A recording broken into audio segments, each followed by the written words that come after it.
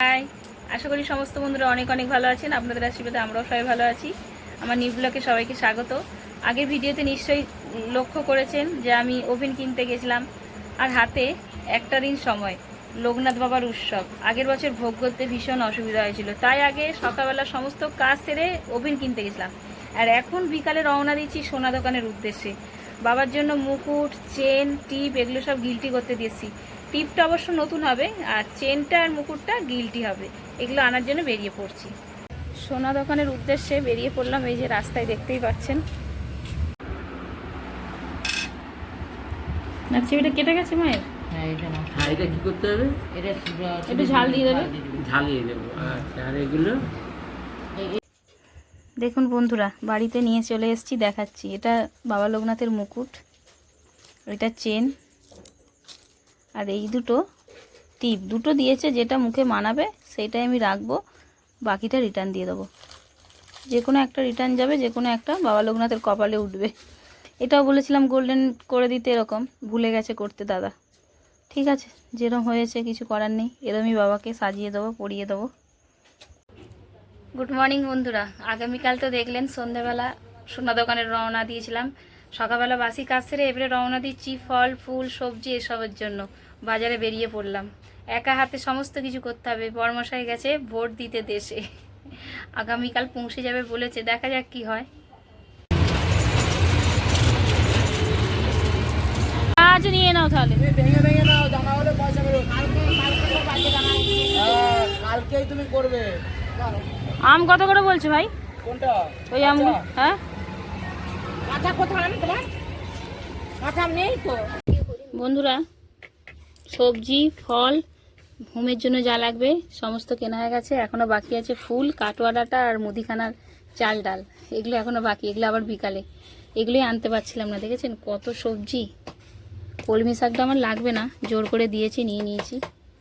মানে করলাগুলোও লাগবে না, কিন্তু কম দামে পেয়েছি, নিয়েছি, থাক। কত সবজি, এত আনা যায় বলুন না একটা হাতে। বাজার থেকে আসার পরে একটু রেস্ট নিলাম খাওয়া দাওয়ার পরে। আর চোখ মুখ দেখুন কিরম হয়ে গেছে রোদে রোদে ঘুরে। কি কষ্ট হয়েছে রোদে ঘুরতে। এরপর এই যে বিকালে ঘুম থেকে ওঠার পরে সংসারের হাল একটু সামলাই, তারপরে মুদিখানা দোকানে যাব। বড় ছেলের প্রথমে বই গোছাতে হবে। র্যাক থেকে সব বই নামিয়ে দিয়েছে, আর র্যাকের অবস্থা কি করে রেখেছে। এখনো বড় হোসনি রে বাবু তুই। হ্যাঁ, ড্রয়িং খাতার জন্য। এটা কি চোখের সামনে রেখে দিয়ে আমাকে খোঁজা করাচ্ছে, মা খোঁজো গোছাও। বইয়ের থাক গোছানো হলো, আমাকে বলছে মা তোমাকে গোছানোর জন্যই ড্রয়িং খাতা খোঁজা করিয়েছি। জানেন কিরকম পাগল ছেলে। বিছনার চাদরটাও চেঞ্জ করে দিচ্ছি, কারণ কালকে সকালে আমার আর টাইম হবে না। পুজোর জোগাড়, ভোগ বানানো, অনেক কাজ। আজকে কিছুটা হালকা করে রাখলে অনেকটা হালকা হবে কাজ। বন্ধুরা, এই ভিডিওটা আগামীকালের ভিডিও, আজকে এডিট করলাম, কালকে সময় পাইনি। আজকের পুজোর ভিডিওটা আপনারা কালকে দেখতে পাবেন। সমস্ত কাজের শেষে দুই ছেলের জন্য ম্যাগি বানাচ্ছি। আলাদা আলাদা বানাতে হবে, আগে বড় ছেলের বানাচ্ছি, তারপরে ছোট ছেলের বানাতে হবে। একসাথে বানালে ওদের ভাগ কমে যাবে। এই যে টিফিনটা খাইয়ে দিয়ে আমি দোকানে বেরোবো। বেরিয়ে পড়লাম, মুদিখানা বাজার করব ব্যাগ নিয়ে।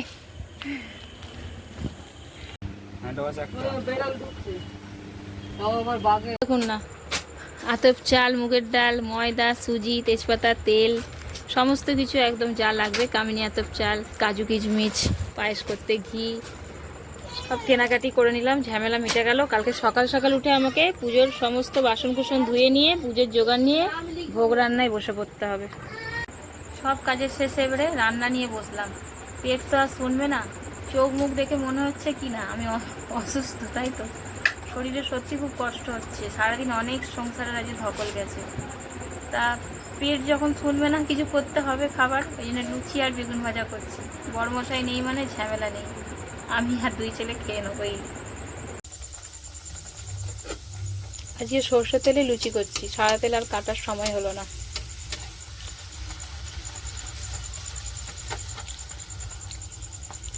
সরষে তেলে কিন্তু লুচি খেতে ভালো লাগে। এখন সাদা তেল বেরিয়েছে বলে সব সাদা তেলে খাই। লুচি সরষের তেলেও ভালো লাগে।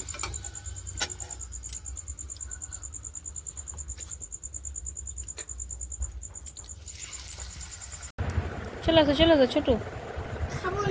কেন রাগ কিসের? আসো চলে আসো খিদে পায় না।